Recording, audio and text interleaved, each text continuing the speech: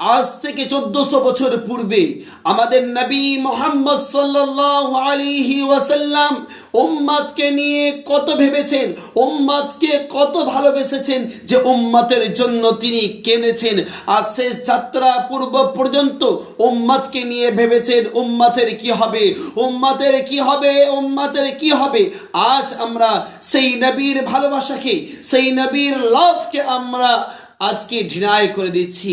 এই মুহূর্তে যদি কোনো প্রেমিক তার প্রেমিকাকে একবার আই লাভ ইউ শব্দটা প্রয়োগ করে, সেই আই লাভ ইউ শব্দের কারণে তার হৃদয়, তার মন, তার অন্তর সমগ্র কিছুই গলে যায়।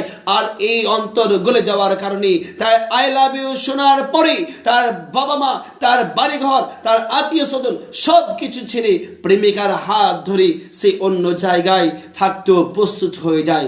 কিন্তু আজ থেকে 1400 বছর পূর্বে এই প্রেমিকার